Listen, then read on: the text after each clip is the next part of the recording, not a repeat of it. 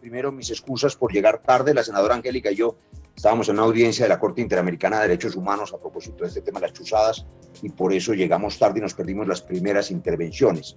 Lo segundo, felicitando al senador Eduardo Enríquez y a usted, presidente, por la conducción, una sugerencia. Hemos hecho, para conocimiento de nuestros constitucionalistas, 3 foros de altísimo nivel. Un foro sobre epidemiología y virología con expertos mundiales sobre este asunto, un segundo foro sobre economía con los mejores expertos colombianos que pudieron acompañarnos y este foro de excelencia constitucional.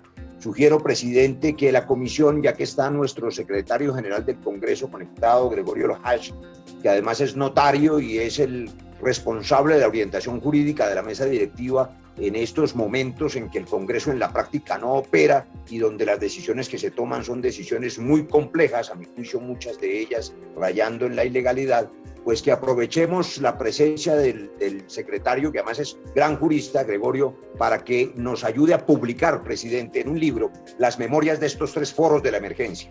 No puede perderse lo que han dicho aquí tantos expertos colombianos que lo congracian a uno con el capital humano que hay en Colombia. Muchas gracias a todos por sus aportes. Voy a hacer esta rápida referencia. La democracia ya estaba en crisis desde hace rato antes de la pandemia y por supuesto esas 3 utopías del siglo XX que se debatieron entre el fascismo, el comunismo real y la democracia nos ofrecía la vana realidad de que solo sobrevivía la utopía demoliberal.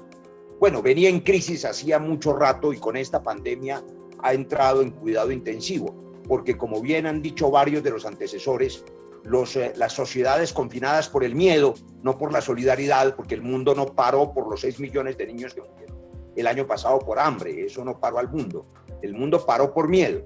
Entonces las sociedades con miedo se aferran a sus gobernantes, se aferran al capital. Y eso ha hecho que no solo aquí, sino en el mundo entero, el hiperpresidencialismo y las orejas del autoritarismo empiecen a asomar en todas partes. Esa crisis pues se evidencia en las actuaciones de Duterte, Orlando, en Hungría o Bolsonaro, pero también es una cosa curiosa, la crisis de nuestra utopía demoliberal que implica lo que ustedes reencarnan, lo que ustedes defienden, lo que ustedes construyen, que es el Estado constitucional de derecho, pues ha curiosamente resucitado unas viejas utopías que consideramos superadas, el fascismo, las formaciones neonazis, el autoritarismo, la destrucción de los derechos de las minorías para que se salve con criterio darwinista aquel que sea más fuerte. Y también no nos sorprendamos formas de propuesta neocomunista. Hay que revisar, por ejemplo, lo que dice Zizek y otros autores. Es decir, las viejas utopías que se supone habíamos superado en favor de las libertades, haciendo homenaje al enciclopedismo y al Estado de Derecho, ahora resucitan y en cambio nuestra utopía demoliberal está en crisis. ¿Cuál es el ejemplo de lo que está ocurriendo ya en Colombia y a lo que ustedes se han referido? El Congreso hoy no está funcionando. Mi posición en eso es completamente clara. Yo oí al profesor Rodrigo Uprimi hablar de las 3 pilares del control político. Uno de ellos, por ejemplo, el juicio de responsabilidad política. Profesor Uprimi, ¿cuál juicio de responsabilidad política en condiciones de virtualidad? Como decía también la doctora Catalina Botero, uno de los grandes déficits, el déficit de deliberación, para mencionar uno, es evidente en esta virtualidad. Hoy no tenemos una garantía eficaz de los derechos constitucionales. Yo trataba de recordar ahora esa definición de Ferrajoli, el profesor de ustedes, a propósito de que el Estado constitucional se aferra a la Constitución en la medida en que ella es fuente de acto. Bueno, es fuente, pero también es acto. Y el acto constitucional implica el ejercicio material, real, de los derechos en serio, como decía Borges. Aquí tenemos derechos en falso. Es que la virtualidad significa eso. La virtualidad significa lo que parece, lo que semeja, lo que no es. Esa es la virtualidad. No hay ninguna manera, se los digo desde la experiencia, pero también desde el afán de la democracia, no hay ninguna manera de ejercer el equilibrio de poderes desde esta virtualidad, que además no tiene justificación epidemiológica alguna. Solo menciono 3 cosas. 101 decretos. No se ha empezado el control político del primero de ellos, y mucho menos de una visión integral. Se nos informa ahora de una comisión que tendrá 30 días de aquí a junio.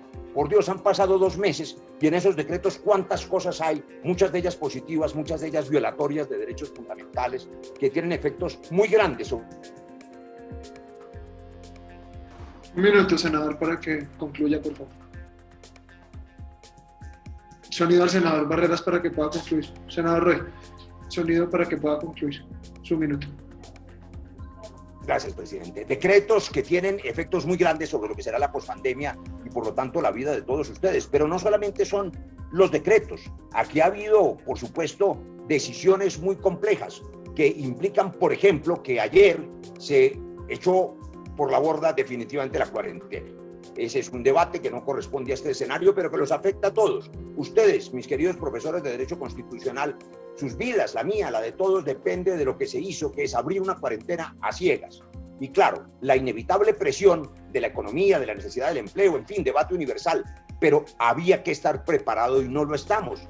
Y eso implica un riesgo enorme para todos ustedes. Decisiones como esas que afectan la vida de los colombianos y decisiones de la orientación de los recursos en emergencia, 24 billones que no han llegado a hospitales ni a entes territoriales, no tienen hoy control político. De suerte que el acto real de garantías constitucionales no existe mientras tengamos virtualidad, y nosotros sí clamamos por el hecho de que el Congreso ejerza su derecho mientras hay 18 millones de colombianos trabajando en la calle. No tiene justificación alguna el argumento de que somos un poco epidemiológico. Lo que somos es un poco antidemocrático y hoy, la verdad, no existe equilibrio de poderes con la virtualidad en el Congreso. Muchas gracias, presidente.